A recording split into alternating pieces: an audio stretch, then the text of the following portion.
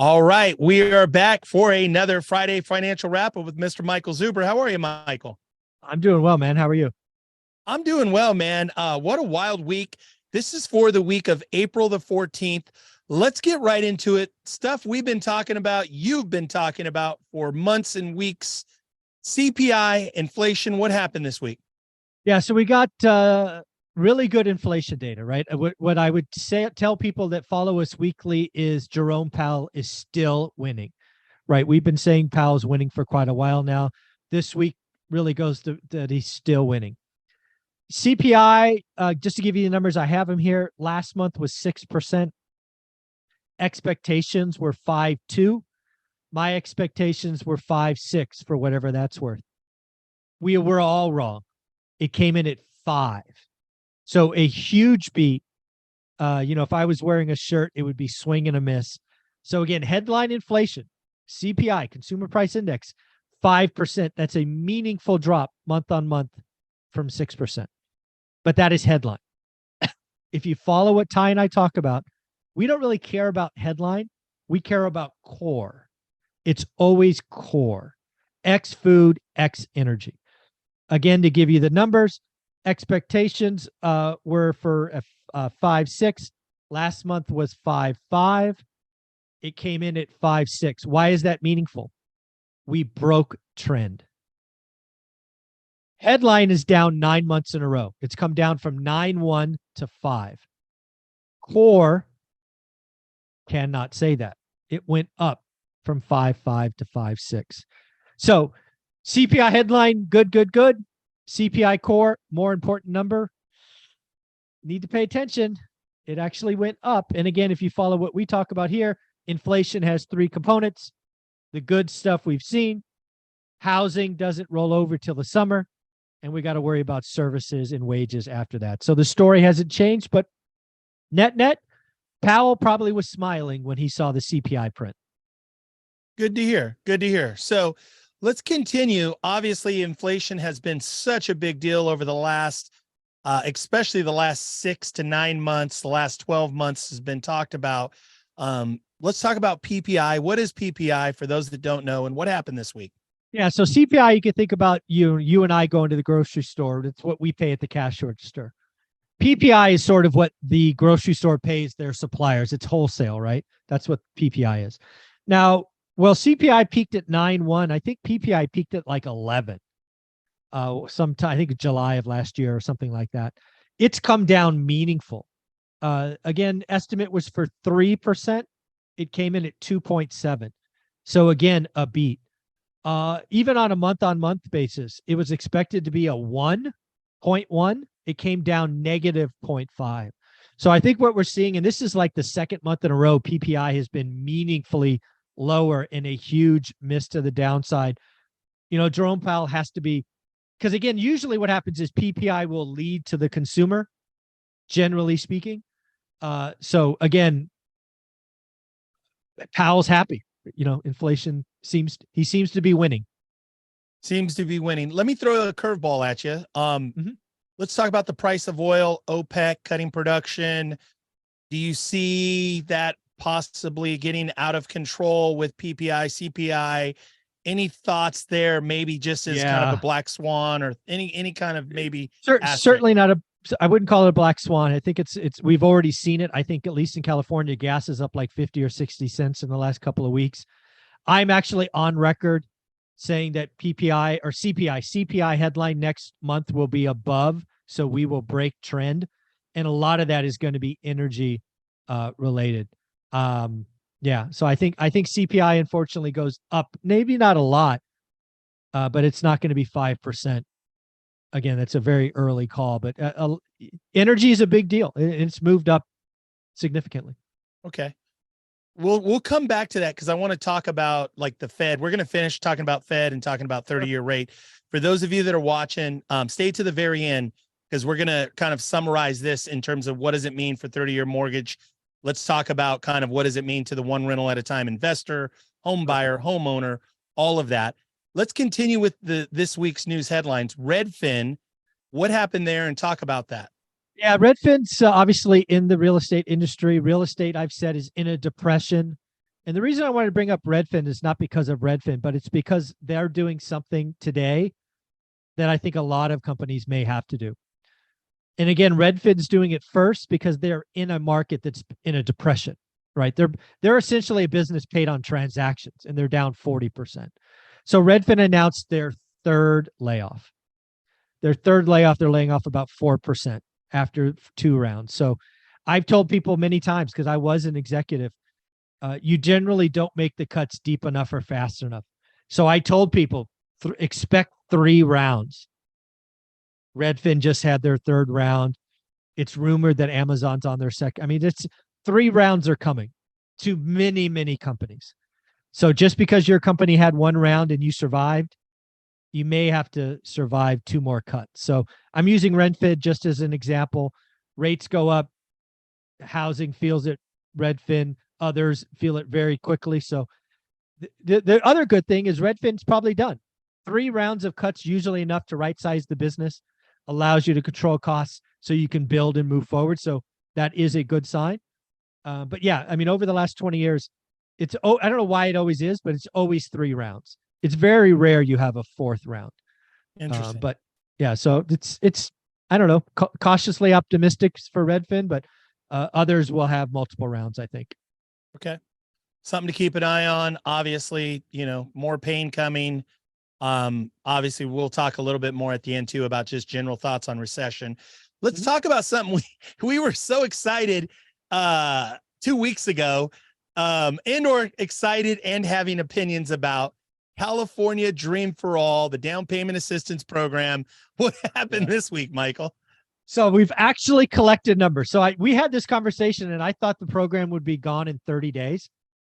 It was gone in 12 days. Yeah. 12 days fully allocated. Right. California Dream has 2,564 yes answers. The average down payment is 112 grand, which means purchase price is 560. The market with the largest percentage of yes answers is Sacramento, California at 11%.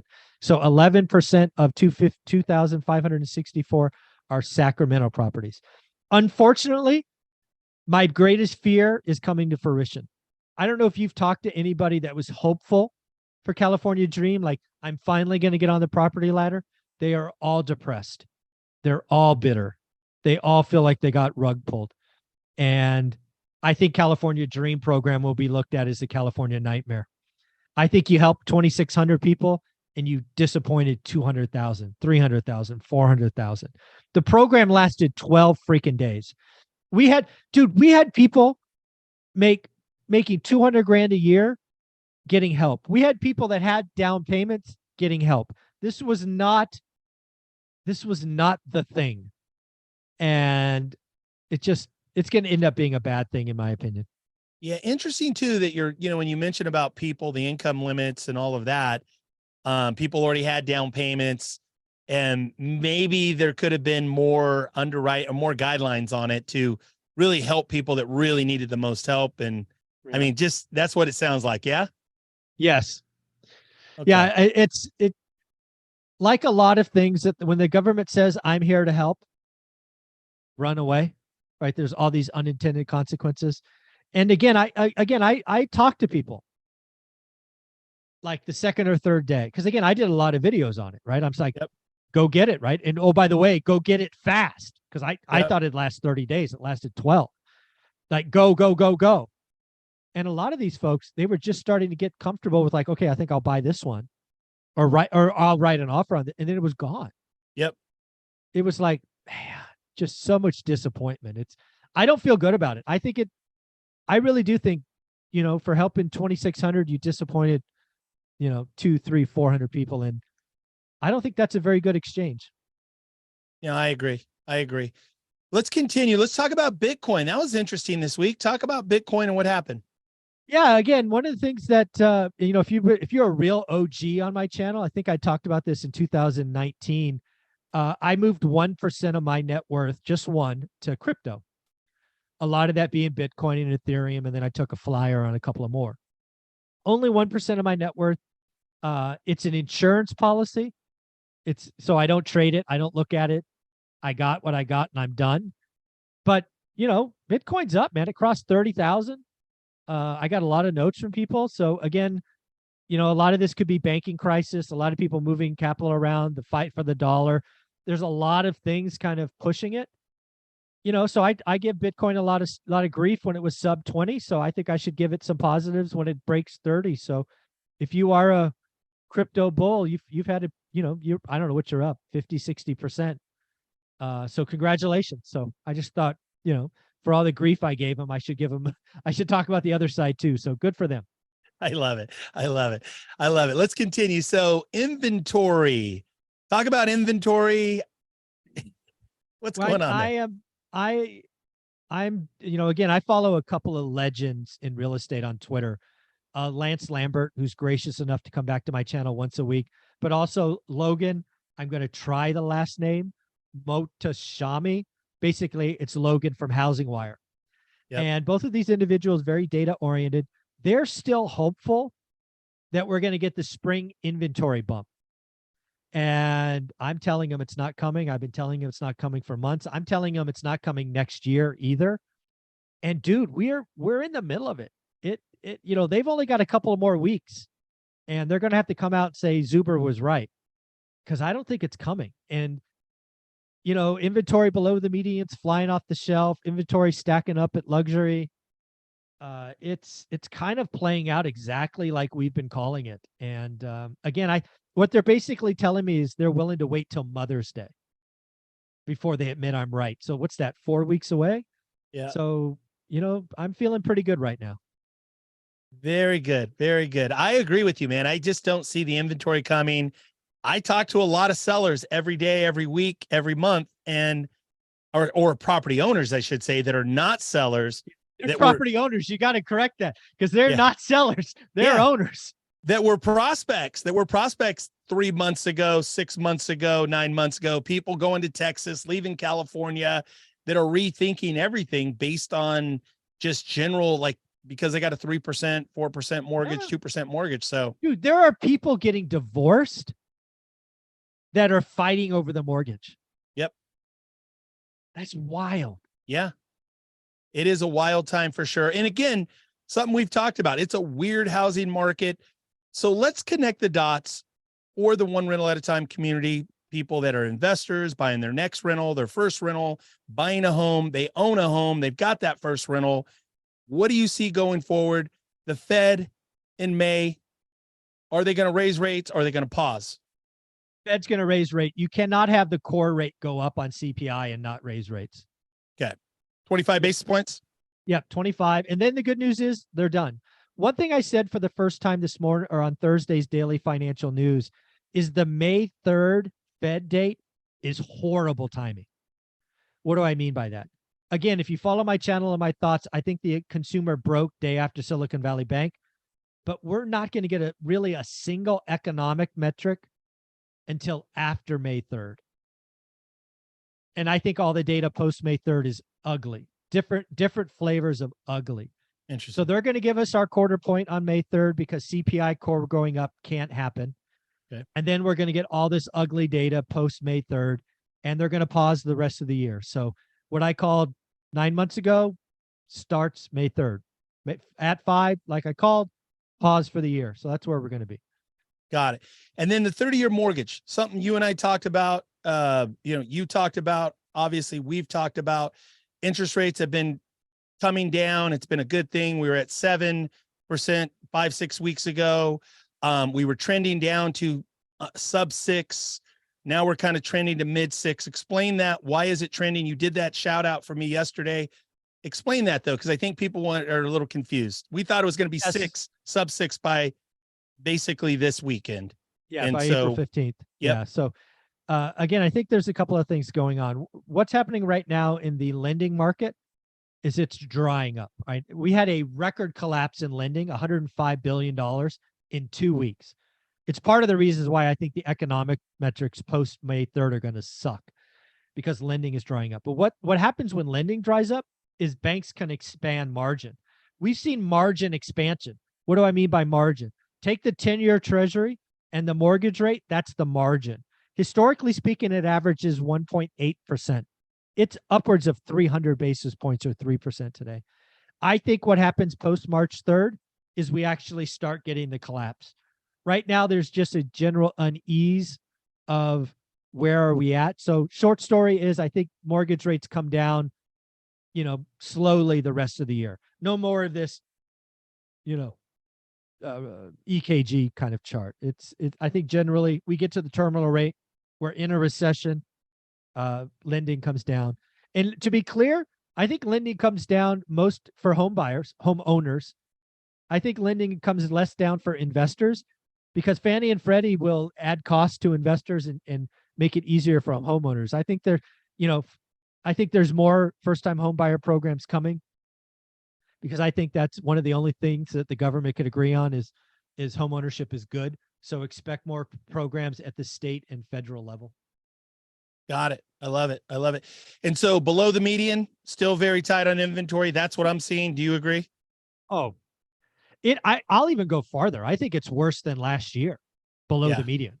It's wild. Yep. And then above the median, we're still seeing soft inventory days on market, soft pricing. That still holds true for your thoughts going forward. Yeah. I think the farther you get away from the median, the more ice cold it gets. Okay. Well, Michael, thank you so much for all the work you do. I feel like I put a little extra in here today. So I wanted to make sure to cover it all. It's been a wild ride, right? This last couple of weeks, especially the whole year, 2023.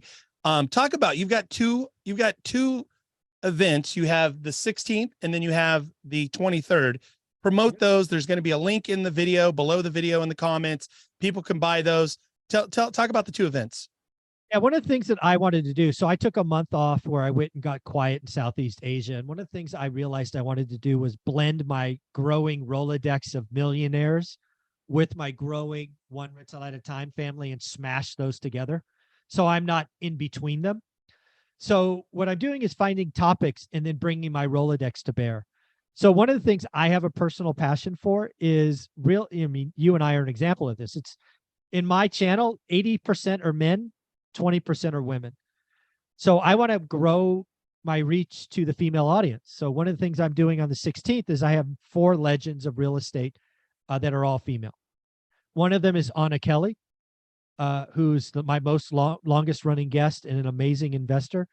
Next is April Crosley, Lazy Girl REI, who's in my second book, 15 Conversations with Real Estate Millionaires.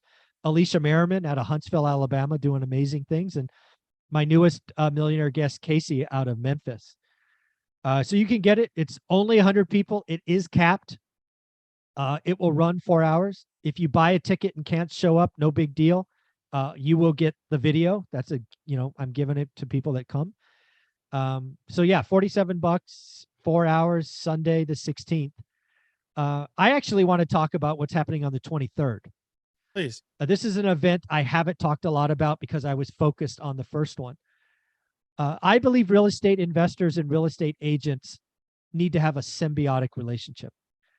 It is no longer stick a signpost in the ground, cash a check. I believe real estate agents and real estate investors should be each other's best clients. Unfortunately, we don't understand each other. We talk a different language. One of them is consuming time and the other one doesn't get paid to the end. So it's really a relationship. You need mutual respect and mutual understanding. So one of the things that I wanted to bring to bear is top agents. So I could ask them, how does an investor work with you? What do you want to hear? What you don't want to hear? What are red flags? Also, I think real estate agents, if you are not a real estate agent and you don't become a hybrid agent and own stuff at the end of this, you missed out. Recessions are where you get wealthy. You are in the deal flow.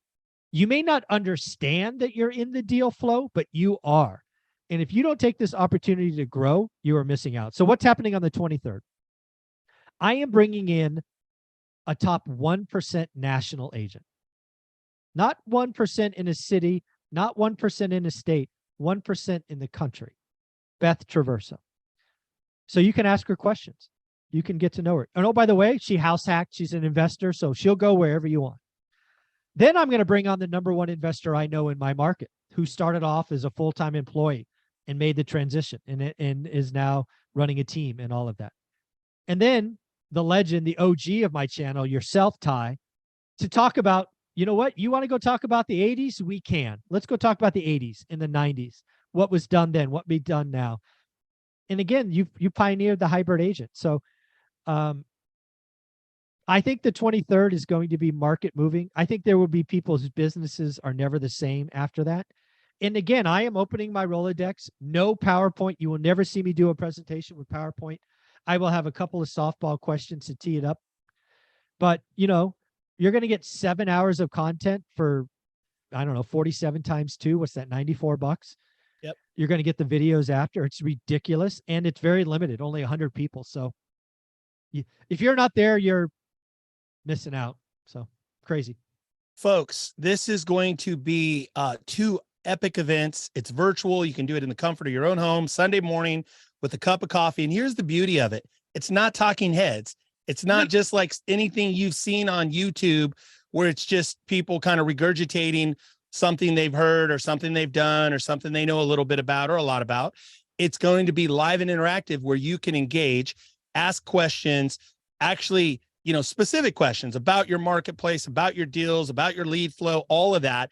So again, you'll find in the show notes, you'll find the Eventbrite link. Folks, do yourself a favor, buy the tickets. Michael, thank you for all that you give and share. Thank you so much. Have a great weekend. You too, man.